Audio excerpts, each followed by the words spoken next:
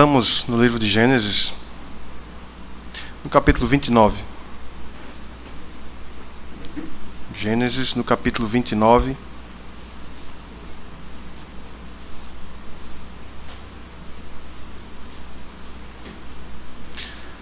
De versículos 15 ao 35. Gênesis 29, de versículos 15 ao 35. Acompanhem atentos. Depois disse Labão a Jacó: acaso por seres meu parente irás servir-me de graça? Dize-me, qual será o teu salário? Ora, Labão tinha duas filhas, Lia, a mais velha, e Raquel, a mais moça. Lia tinha os olhos baços, porém Raquel era formosa de porte e de semblante. Jacó amava a Raquel e disse: 7 anos te servirei por tua filha mais moça, Raquel. Respondeu Labão: melhor é que eu ta dê, em vez de dá-la a outro homem. Fica, pois, comigo. Assim, por amor a Raquel, serviu Jacó 7 anos, e estes lhe pareceram como poucos dias, pelo muito que a amava. Disse Jacó a Labão: dá-me minha mulher, pois já venceu o prazo, para que me case com ela. Reuniu, pois, Labão todos os homens do lugar e deu um banquete. À noite conduziu a Lia, sua filha, e a entregou a Jacó, e coabitaram. Para a serva de Lia, sua filha, deu Labão Zilpa, sua serva. Ao amanhecer, viu que era Lia. Por isso disse Jacó a Labão: que é isso que me fizeste? Não te servi eu por amor a Raquel? Por que, pois, me enganaste? Respondeu Labão: não se faz assim em nossa terra, dar-se a mais nova antes da primogênita. Decorrida a semana desta, dar-te-emos também a outra, pelo trabalho de mais 7 anos que ainda me servirás. Concordou Jacó, e se passou a semana desta. Então Labão lhe deu por mulher Raquel, sua filha. Para a serva de Raquel, sua filha, deu Labão a sua serva Bila, e coabitaram. Mas Jacó amava mais a Raquel do que a Lia, e continuou servindo a Labão por outros 7 anos. Vendo o Senhor que Lia era desprezada, fê-la fecunda, ao passo que Raquel era estéril. Concebeu, pois, Lia, e deu à luz um filho, a quem chamou de Ruben, pois disse: o Senhor atendeu a minha aflição, por isso agora me amará meu marido. Concebeu outra vez e deu à luz um filho, e disse: soube o Senhor que era preterida, e me deu mais este. Chamou-lhe, pois, Simeão. Outra vez concebeu Lia, e deu à luz um filho, e disse: agora, desta vez, se unirá mais a mim meu marido, porque lhe dei à luz 3 filhos. Por isso lhe chamou Levi. De novo concebeu e deu à luz um filho. Então disse: esta vez louvarei o Senhor. E por isso lhe chamou Judá. E cessou de dar à luz. Vamos orar. Ó Senhor nosso, eterno Rei, eterno Pai, Criador do céu e da terra, estamos mais uma vez, Senhor, em Tua presença e precisamos ouvir a Tua voz, precisamos ouvir a Tua palavra, Senhor. Que o Teu Espírito Santo nos ajude na exposição e também no ouvir, no compreender e na aplicação da palavra em cada coração de todos nós, para a Tua honra e glória. Em nome do Senhor Jesus. Amém. Bem, meus queridos, este sermão, na verdade, eu vou compartilhar um sermão que eu ouvi ainda este ano. Estávamos no Encontro da Fé Reformada e o pastor Ted Tripp, na verdade, no domingo à noite, ele pregou. É claro que eu fiz alguns ajustes, adaptações, outras pesquisas, mas basicamente foi um sermão que eu ouvi pregado pelo pastor Ted Tripp. E foi, sem dúvida, muito edificante. E a oração é que Deus nos dê graça nesse momento também, de exposição da sua palavra.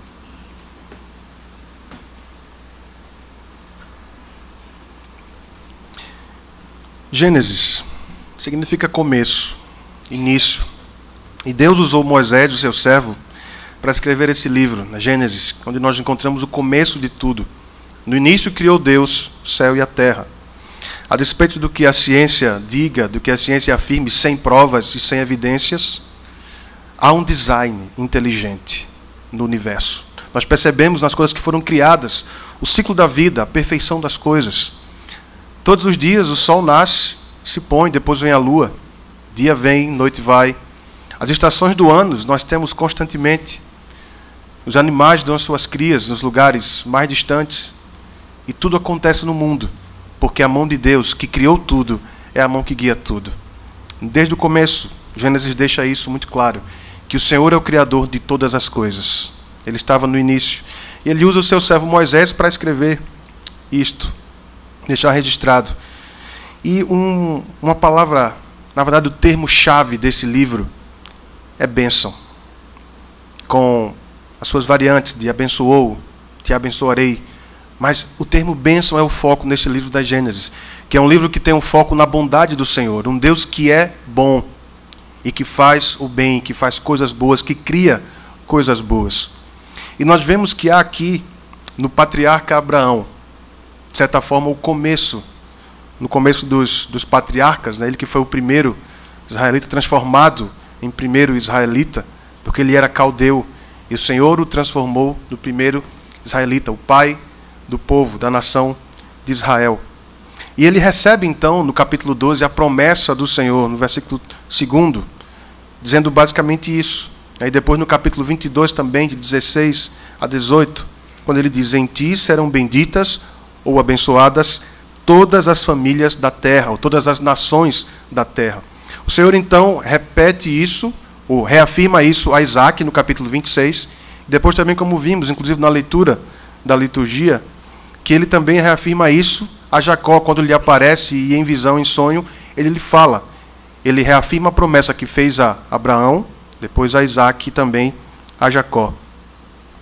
Nesses capítulos iniciais de Gênesis, incluindo a história também dos patriarcas, especialmente, nós percebemos que os olhos do Senhor sempre estiveram voltados para o mundo inteiro, e não simplesmente para o povo de Israel.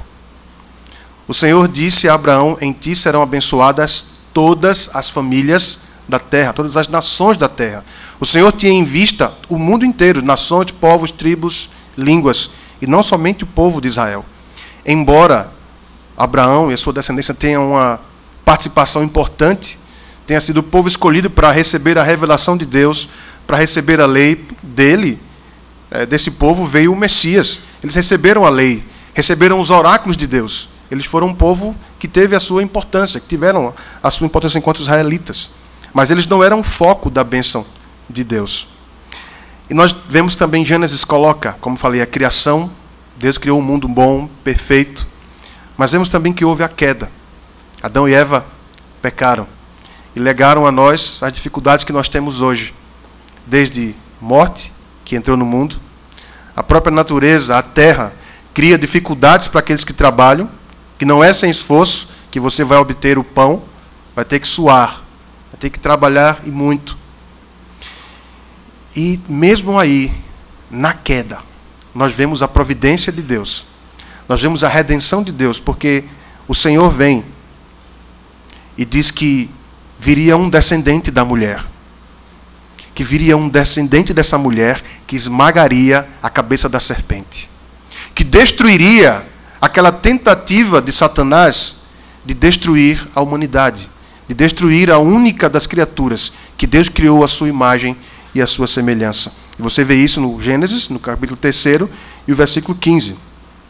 Então a bênção prometida a Abraão é confirmada aos seus descendentes e tinha total relação com essa semente da mulher, Jesus Cristo, o Redentor. E você pode se perguntar, o que é que isso tem a ver com a história de Jacó, Lia e Raquel? É o que a gente vai ver a partir de agora. Mantenha comigo sua Bíblia aberta. Eu quero apenas lembrar um pouquinho desse contexto, que eu sei que talvez alguns conheçam bem, mas é sempre bom lembrarmos. Jacó era um dos gêmeos. Isaac e Rebeca tiveram filhos gêmeos. O mais velho, ou o que saiu primeiro, Esaú, significa peludo. É aquele que tinha muitos pelos. Talvez tentem imaginar uma criança já nascendo bem peluda. Esse era Esaú. E o outro, Jacó, que não sei se a gente pode dizer que saiu em seguida, porque ele saiu agarrado ao calcanhar do seu irmão. Você vai, mas eu vou com você. Está pensando que vai sair sozinho? Eu vou com você.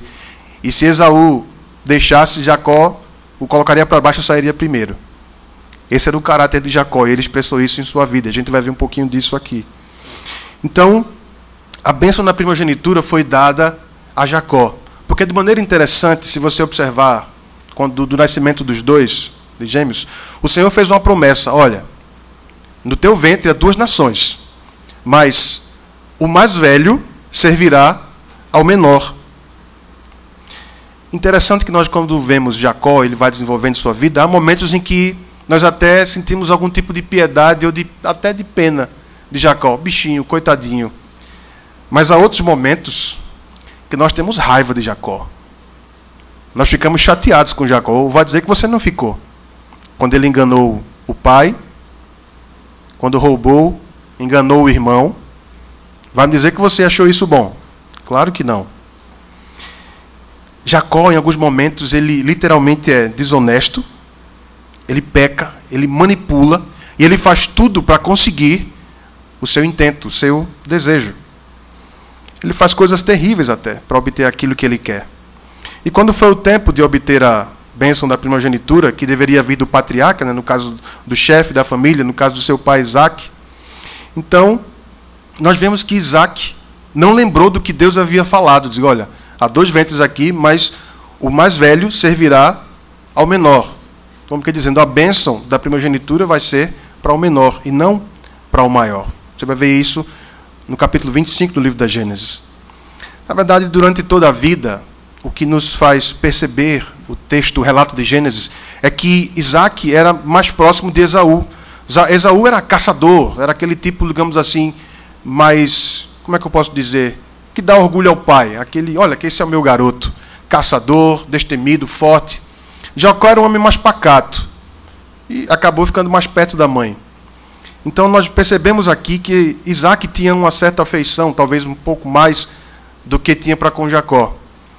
Então nós podemos aprender disso aqui, que Jacó foi mimado pela sua mãe, talvez para compensar essa falta de atenção que o seu pai não dava a ele, por gostar mais, ou talvez ter um pouco mais de atenção por Isaac, ou por Esaú, e não por ele. Então, Isaac manda Esaú preparar, né, o cozinhado: ó, vai caçar, faça aquele cozinhado que eu gosto, e eu vou te dar a bênção. Então, Esaú vai caçar. Enquanto isso, Rebeca ficou sabendo do que estava acontecendo e alertou Jacó. O que é que Jacó faz? Foi, ouviu sua mãe conhecia muito bem, sabia o que é que seu pai gostava, que Isaac gostava, preparou, deu a Jacó. E como fazer? Jacó: e como é que eu vou fazer? Olha, Esaú é peludo, eu não sou. Aí Rebeca: não se preocupe não, eu já tenho aqui. Você não sabe que eu sou tua mãe, rapaz? Preparou lá, colocou as peles, preparou tudo, e aí Jacó vai. E quando Jacó chega lá, engana seu pai. Porque quando ele fala: meu pai, já cheguei aqui com a caça, com o preparado aqui para te dar. Isaac: oh, foste tão rápido assim? O Senhor me abençoou, o Senhor foi comigo. Jacó já começou a mentir e a enganar daí. Aí tá bom, aí Isaac ouviu: olha, a voz é de Jacó, chega perto, vem cá, para eu te apalpar. Isaac vai, apalpa.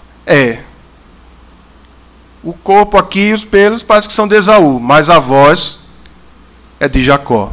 E Jacó então vai, engana seu pai e tem a bênção. Consequentemente, seu irmão chega, fica irado e quer matá-lo. Então Rebeca, mais uma vez, sabendo disso, leva o seu queridinho e o conduz para fugir. Porque ela disse: olha, eu não quero de forma alguma perder 2 filhos. Não quero. Vai para a casa dos meus parentes, vai para a casa dos meus pais e lá você vai se casar. Não tome das filhas da terra, não faça isso. Vá para lá. Então nós vemos que no capítulo 27, no capítulo 28, até o 9º versículo, essa parte da história de Jacó. Então, a caminho da terra de sua mãe, Jacó teve algumas experiências com Deus. E nós vimos aqui no capítulo 28, versículos 10 a 17, que ele teve um sonho. E nesse sonho ali em Betel, o Senhor vem e fala com ele, se apresenta a ele e reafirma a bênção que fez a Abraão, seu avô, e também fez a Isaac, seu pai. Promessas maravilhosas na linguagem da aliança.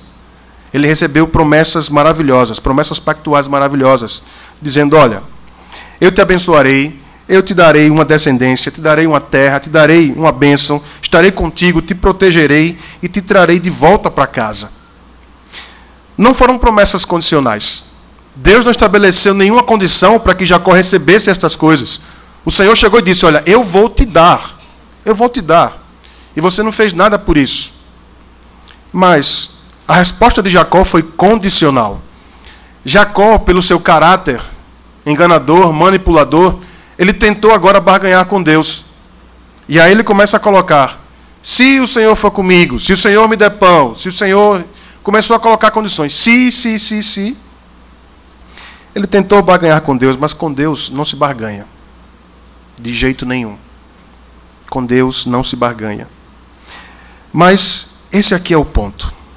Jacó recebeu a bondade de Deus, na linguagem da aliança. Ele recebeu graça. O próprio Deus se senta ao seu lado, na visão, o abençoa, e estava ali guiando Jacó na sua direção. Deus estava guiando Jacó no seu caminho. Mas Jacó ainda não estava pronto para receber aquilo que Deus tinha reservado para ele. E nesse ponto, Jacó se parece muito comigo e com você. Muitas vezes não percebemos a graça de Deus, a bondade de Deus sobre nós. Muitas vezes o Senhor está nos abençoando e nos dando, mas de alguma maneira queremos ter o mérito por isso. Nós queremos fazer alguma coisa para dizer, olha, não, isso aqui eu consegui, isso aqui foi o meu braço. Jacó não fez as conexões. Jacó não lembrou da história do seu avô e do seu pai. Assim como eu e como você, que temos muita dificuldade, em muitos momentos, em fazer as conexões corretas. É lembrar do que a palavra de Deus nos diz sobre aquilo que nós devemos fazer, sobre aquilo que Ele garantiu para nós na cruz, que nós seremos. Muitas vezes esquecemos que Ele prometeu estar conosco todos os dias até a consumação do século. E muitas vezes nos achamos sozinhos. Achamos que estamos sem saída, quando o caminho está o tempo todo diante de nós. Mas nós temos dificuldade em ver, por causa da nossa pecaminosidade. Mas aí, assim como na vida de Jacó, nós vamos ver, o Senhor providencia pessoas, instrumentos seus, para guiarem os seus servos, os seus filhos, com os foco de novo voltado para Ele. Pessoas que vão nos ajudar a manter o foco no Senhor e não nos desviar. Então Jacó está nesse processo. Chega à casa de um dos seus parentes, do Labão, irmão de sua mãe. Chega ao poço, então faz toda aquela cena, vê Raquel, já de cara fica apaixonado. Talvez tenha sido daqui que veio aquela frase, amor à primeira vista. Porque assim que os olhos de Jacó bateram em Raquel, ele disse, é essa. E aí foi, pegou água para os camelos, foi lá a pedra que era pesada, tirou, e depois vai dar um beijo nela. Uma cena de Hollywood, poderíamos dizer. Ele faz isso, ó. Mostrou que era forte, era romântico, beijou e depois fez o quê? Para completar. A mulher não resiste, ele chorou. O conquistador perfeito. O conquistador perfeito fez tudo isso. Mas nós vamos ver que algumas coisas vão se desenrolar aqui. Então ele fica lá cerca de um mês e seu tio Labão percebe que ele é um homem bom para se ter por perto. Porque ele viu que a mão de Deus estava sobre Jacó. Ele percebeu isso de alguma maneira. Então, Jacó vem e fala com Labão. Mas Labão, esperto, experiente. Tá ok, Jacó. Qual é o teu preço? Fala. Em linguagem de hoje, ninguém fala nada de graça. Qual é o teu preço? Diz logo para mim. O senhor é meu tio? Não. Não venha com essa, não. Porque você é meu parente e você não vai cobrar nada? Não. Diz qual é o teu preço. Digo, olha, eu vou trabalhar 7 anos pela tua filha Raquel. Jacó estava acostumado a enganar. Mas ele encontrou com alguém que era da sua mesma laia e era mais experiente do que ele. E aí ele começou a ser enganado. E foi enganado pela primeira vez. Labão dá uma resposta que aparentemente era boa. Mas foi uma resposta, se a gente estivesse jogando pôquer, por exemplo, ele fez um blefe. Ele fez com que Jacó colocasse suas cartas na mesa para conhecer o coração de Jacó e aí aplicar o seu golpe e tirar vantagem de Jacó. Ele percebeu e viu que Jacó estava apaixonado por Raquel. Ele disse, eu vou aproveitar desse cara agora. E ele disse, olha, é melhor que eu dê a ti do que a qualquer outro. Jacó ouviu o que ele queria, mas ele não entendeu a resposta e o golpe de Labão. Então, vem o casamento, acontece a festa. Sem dúvida alguma, deve ter durado o dia todo. E naquela época era regada a muito vinho. Jacó já estava cansado e, sem dúvida alguma, embriagado. Tanto é que ele nem percebeu que Labão deu Lia e não Raquel. Lembrando, naquela época não havia iluminação como temos hoje. Talvez houvesse algumas tochas, mas não havia iluminação como havia hoje. E Jacó, embriagado, vai, passa a noite com Lia, mas quando ele acorda pela manhã, quem é que está lá? Lia. Ele diz, oxi, eu trabalhei por Raquel, como é que eu cheguei aqui agora? Está Lia. Ele vai lá, provavelmente irado. Labão, que história é essa? Eu trabalhei 7 anos por Raquel e eu chego lá agora é Lia. Me enganaste, o que foi que fizeste? Ele disse, não, meu filho, peraí. Aqui na minha terra, não se faz assim não. A mais velha vai primeiro, a mais nova vai depois. Aqui ninguém fica para titia, não. Lia tem que ir primeiro. Aí Jacó, tá certo. Vou trabalhar mais 7 anos por Raquel. Ele, tá bom. Deixa passar uma semana das núpcias com Lia e eu vou te passar Raquel, para ser tua esposa também. Então, Raquel vem para fazer parte agora daquela família, daquele casal. Uma vida a 3. Extremamente complicado. Extremamente complicado. Mas Jacó estava apaixonado por Raquel. Os 7 anos passaram-se como alguns dias, por causa da paixão dele por Raquel. E mesmo depois de ter sido enganado, ele trabalhou mais 7 anos por amor a Raquel. Ele estava obstinado para ter aquela mulher. E ele a teve. Jacó foi o filho de um pai que não foi devotado a ele. Jacó, sem dúvida alguma, deixa essa carência transparecer. E ele procura colocar esse foco em algumas coisas. Quando isso acontece, geralmente, nós focamos na primeira pessoa talvez que apareça. Ou nós queremos compensar em relacionamentos, geralmente. Geralmente acontece isso. Quando você tem, por exemplo, um filho que cresce sem a atenção do pai, da figura do pai, de alguma forma, às vezes ele acaba transferindo isso para um tio, às vezes para o avô, ou às vezes para algum amigo que está sempre lá muito próximo, que é mais velho, que dá atenção, que dá carinho e amor. Ele acaba transferindo esse afeto para essa figura masculina mais velha, que geralmente é a carência do coração que tem aquela necessidade de ter o pai. Jacó provavelmente tinha essa carência e demonstrou isso. Quando ele vê Raquel, muito provavelmente ele disse, é agora que o meu coração vai ser consolado e vai ser satisfeito. Esse desejo por amor, por atenção, vai ser agora compensado por Raquel, que vai ser minha mulher. Mas nós vemos que aconteceu uma outra coisa com Rebeca, sua mãe. Ela protegeu seu filho, o conduziu, o ajudou a enganar, mas ela nunca mais viu Jacó. E Jacó nunca mais viu sua mãe. Pelo menos o texto bíblico não nos dá nenhuma evidência de que Jacó tenha voltado a ver sua mãe. Ela não conheceu Nora, não conheceu os netos, e Jacó não voltou a ver também sua mãe. Os nossos pecados têm consequências. Os nossos pecados têm consequências. Embora sejamos perdoados por Deus, os nossos pecados têm consequências. Aquilo que nós semeamos, nós colhemos. De Deus não se zomba. Bom, mas vemos que Jacó é um homem assim como eu e como você. E assim como Jacó tentou fazer, nós também fazemos.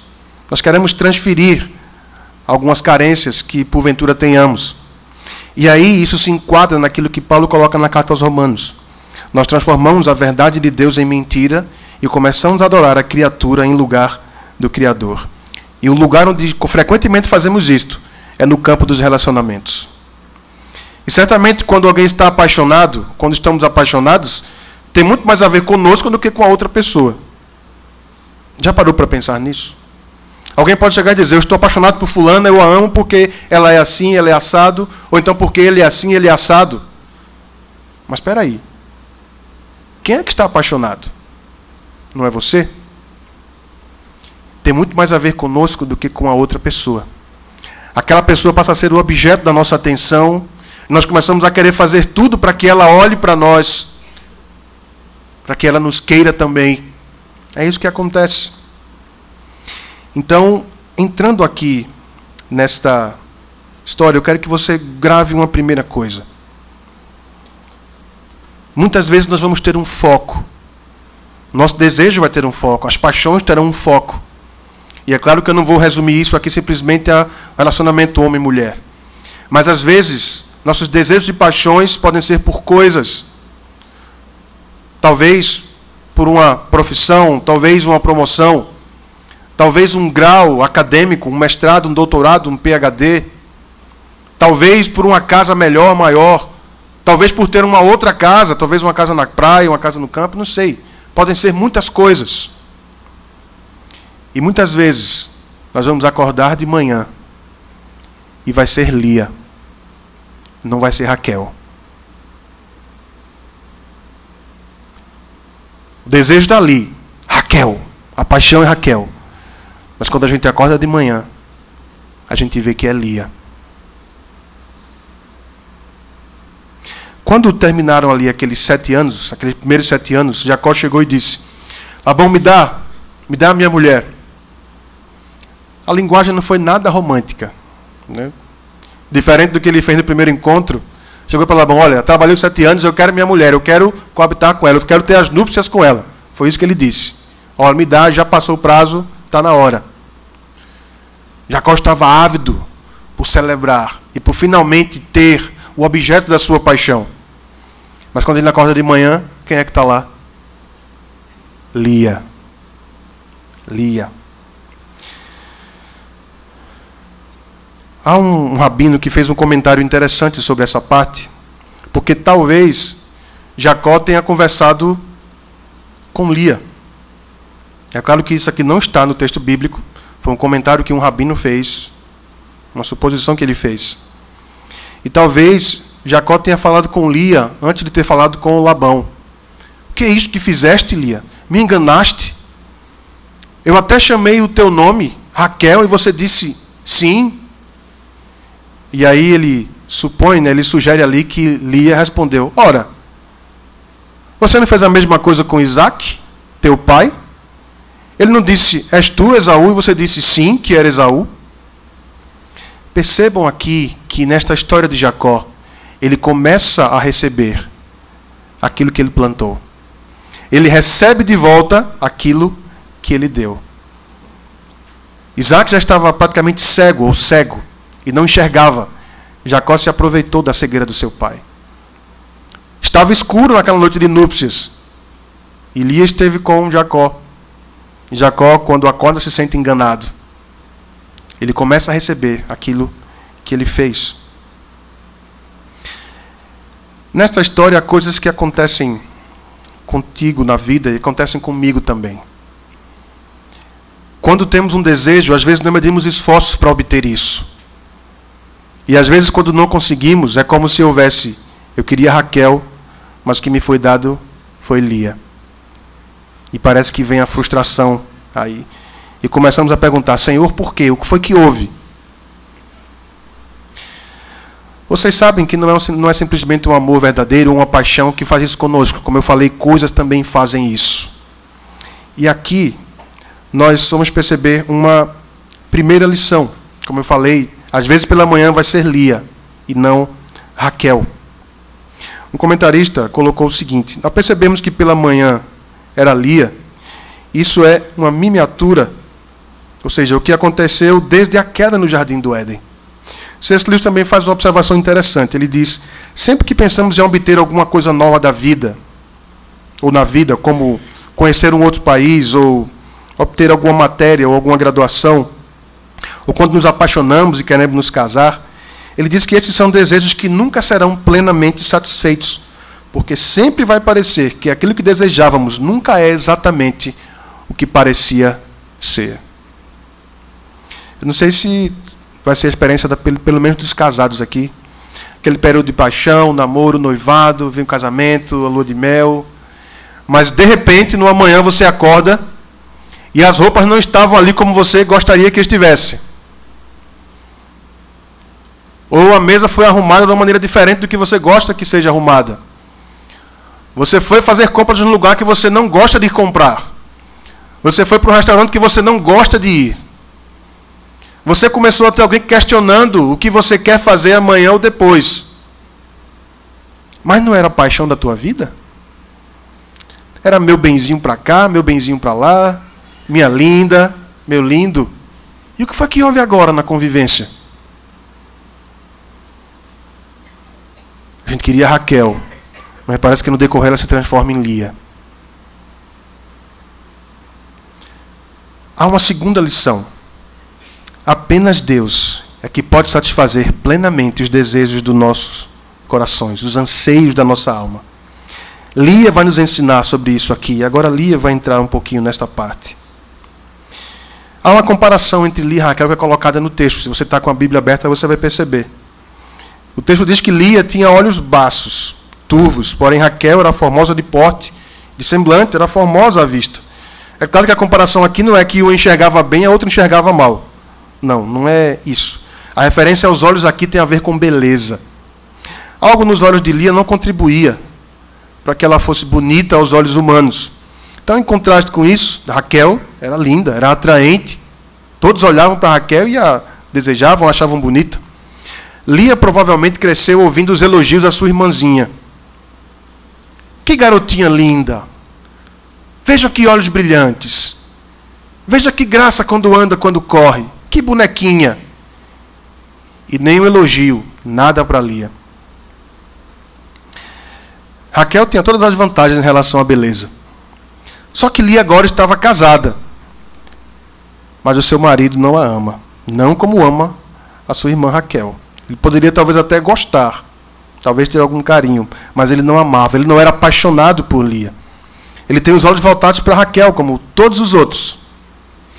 Lia era aquela que poderia estar na sala e ninguém notaria. Depois de uma semana com Jacó, Raquel então chega para morar. E aí as coisas complicam. Porque aonde estão os olhos de Jacó? Em Raquel. Em Raquel. Eu sei que você talvez tenha passado por isso. Geralmente na escola se passa por isso. Às vezes você está apaixonado por alguém e quando ele vem ou quando ela vem, os olhos brilham. O coração às vezes começa a palpitar e você consegue se segurar, tenta se segurar, mas não consegue. E aí você às vezes vai, arruma coragem, às vezes vai um bilhete ou você tenta falar e aí você é frustrado quando a pessoa diz que não tem o mesmo sentimento por você. Aí vem uma ducha de água gelada em cima de você. Você vai ver que no versículo 31,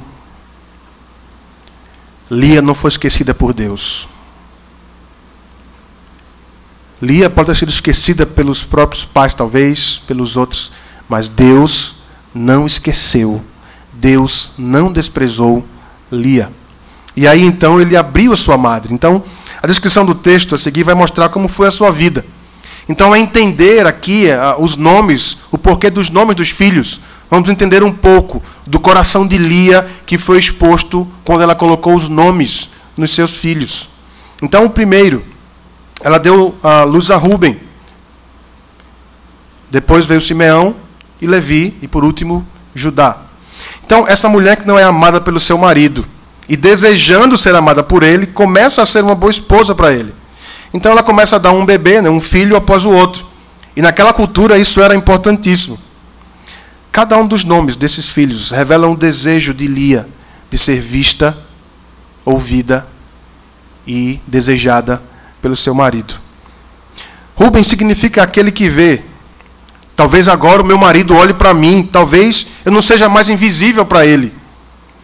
Simeão significa ouvidos. Quem sabe agora o meu marido me escute, ele dê ouvidos, ele se interesse pelo que eu tenho a dizer. Então vem Levi. Significa estar junto, estar unido. Talvez agora o meu marido queira estar perto de mim, talvez ele queira se unir a mim, ele vai me amar. Estes são desejos que as mulheres geralmente têm em relação aos seus maridos.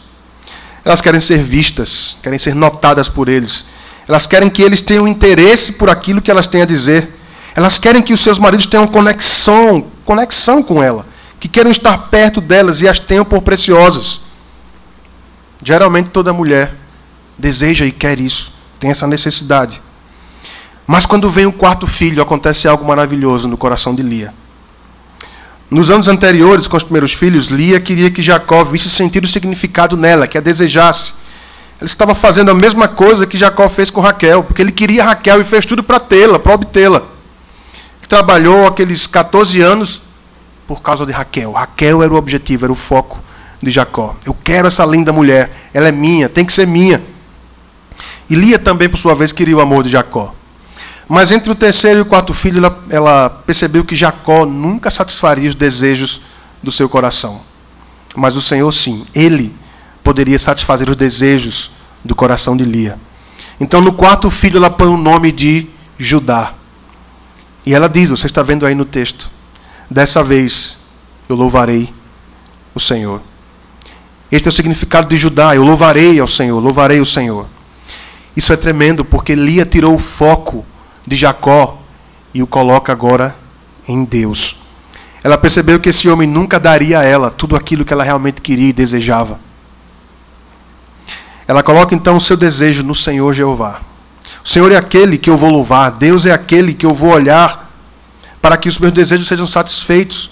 Deus é aquele em quem eu depositarei toda a minha esperança. Ele será a fonte da minha alegria. Ele será o maior desejo da minha alma. E o que é que nós precisamos saber aqui neste ponto? Primeiro, eu quero fazer uma pergunta. Quais são os desejos do teu coração? Quais são os desejos que mais tomam conta do teu coração, que o fazem ferver e até bater mais rápido? Que te fazem sonhar com esses desejos realizados, o dia em que eles vão se realizar. Que desejos são esses que estão no teu coração? Quais são, talvez, desejos menores que você precisa tirar do coração e colocar no Senhor? Quais são aquelas coisas que você olha e diz, se eu tiver isso aqui, eu serei mais feliz. Se eu tiver o amor dessa pessoa, eu serei então pleno, eu serei feliz. Se eu tiver uma casa melhor, se eu tiver uma casa maior, se eu tiver um emprego melhor, se eu tiver dinheiro suficiente, então eu terei toda a alegria, serei pleno. Alguma dessas coisas estão dentro do teu coração? Verdadeira alegria é encontrada quando conhecemos a Deus. Os desejos mais profundos do teu coração, do meu coração, nunca serão satisfeitos por nada nem por ninguém, senão pelo Senhor somente. Lia aprendeu isso quando disse, dessa vez eu louvarei o Senhor. Depois de anos, ela começou a entender onde ela deveria colocar o foco do seu coração e os seus olhos. Apenas Deus pode satisfazer os nossos desejos. Somente Ele. Somente Ele pode trazer as verdadeiras e eternas bênçãos que nós realmente precisamos. O verdadeiro amor que você precisa encontrar é o Senhor, porque a sua palavra nos mostra que Ele é amor desde o início. Ao ler o Antigo Testamento e o Novo Testamento, procurando heróis que virtuosos e corajosamente atuaram e batalharam, nós vamos ficar frustrados e decepcionados, porque nós vamos encontrar pecadores como eu e como você. Pessoas frágeis. Pessoas que nem sempre fazem aquilo que é certo, por mais que saibam o que é o correto e o certo a fazer diante de Deus. Então, se a sua ideia de religião é subir pelas escadas, talvez Jacó, quando teve aquela visão, subir ali, ou você subir essas escadas aqui, de se encontrar com Deus, você ficará profundamente desapontado com essas histórias. Mas se você compreender corretamente esta história, você perceberá que Deus vem a essa mulher esquecida e desprezada, que era considerada ninguém, ávida para encontrar alguém que a amasse, e ninguém a desejava, nem Jacó, que era casado com ela, que era seu marido. Mas o Senhor vem a essa mulher com incrível graça, com maravilhosa graça, misericórdia e amor. Lia provavelmente não tinha ideia de que Judá seria o ascendente do Messias. Em Gênesis 49 está ali a promessa, versículos 10 e 11, acerca de Judá. Essa promessa do reino eterno, do reino que não se apartaria de Judá, tem muito mais a ver com o Messias do que com a própria linhagem de Judá. É uma profecia a respeito de Jesus Cristo, muito mais do que para Judá. Deus olha para essas duas mulheres, uma com vida dourada, com as luzes, os holofotes sobre si por causa da sua beleza, e a outra era aquela que ninguém desejava. Mas o Senhor fez de Lia a mãe de Judá, consequentemente, a mãe do Messias. Quando ele viu que ela não era amada, ele abriu sua madre. Quando ninguém dizia que a amava, Deus provou que amava Lia. Independente do que ela tivesse feito, Deus amou Lia. Deus foi gracioso para com Lia. E ela foi a mãe de Judá, de onde viria a linhagem do Messias. Mas por que Lia e não Raquel escolhida para ser a mãe da linhagem do Messias? Será que é porque o Senhor favorece os menores e desfavorecidos? Não. Não é isso. Lia é uma imagem, é uma manifestação da graça de Deus. Ele escolhe as coisas que não são para envergonhar as que pensam que são. O nosso Deus faz isso. A graça de Deus vem desde o Éden, passando pelos patriarcas, Antigo Testamento e Novo Testamento, e chega até nós. Chega à minha vida e chega à tua vida. Ele vem ao nosso mundo. O Deus vem e encarna. O Deus Filho vem e encarna. Vem participar da nossa natureza. Ele vem adentra as nossas vidas. Sendo puro e santo, sem pecados, ele se fez pecado por nós. Ele morre em nosso lugar para nos libertar dos nossos pecados, para nos dar o verdadeiro e eterno amor que só Deus tem e pode dar a mim e a você. Jesus Cristo vem e paga a dívida, que não poderia ser paga nem em 7 milhões, bilhões, zilhões de anos. Ele trabalhou por nós. Ele pagou o preço para que fôssemos dele, somente dele, com a sua obra de redenção. O amor perfeito de um marido que ama incondicionalmente a sua noiva, a sua esposa. Cristo deu a sua vida por nós, porque Ele nos ama. Ele nos quis. Nós somos foco do amor e da graça de Deus.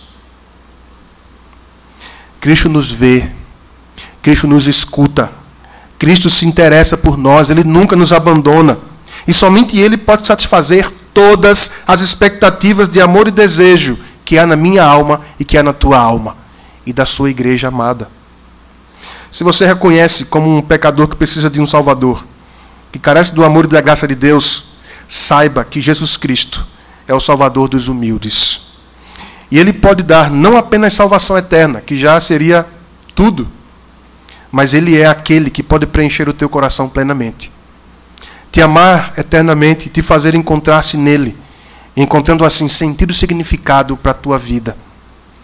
Se aprendermos as lições desta história, poderemos dizer e exclamar como Lia, tendo conhecimento da Escritura, desse texto que foi exposto, agora e daqui por diante, eu louvarei ao Senhor. Eu dedicarei minha vida ao Senhor. Eu vou tirar a minha esperança e desejo de me satisfazer em coisas, em pessoas e tudo mais, e vou colocar apenas no Senhor. Vivemos uma vida curta aqui nessa terra. É pouco tempo a gente perder colocando o foco em outro lugar e em outro que não seja Deus. Ninguém nos amou, ninguém nos ama como Ele. Ele deu seu Filho para morrer por nós. E com o penoso trabalho da sua alma, o santo servo do Senhor comprou a mim e a você para sermos dele, exclusivamente dele. Nunca encontraremos em lugar nenhum um amor como este. Este é um amor pelo qual vale a pena viver. Porque Cristo, aquele que nos ama, é o único com quem vale a pena realmente dedicar toda a nossa vida, todo o nosso coração e toda a nossa alma. Jesus Cristo sempre será o único que pode satisfazer todos os desejos de nossa alma. Ele é o início e o fim de todas as coisas. Encontrar-se com Ele e render-se a Ele é encontrar a vida, a razão da existência. Não só aqui nessa terra, porque Ele é aquele por quem e com quem vale a pena viver a vida, não só aqui, mas por toda a eternidade. Ao Rei Eterno, nosso Salvador e nosso noivo, seja o louvor, a honra e a glória eternamente. Amém. Maranata. Vamos orar.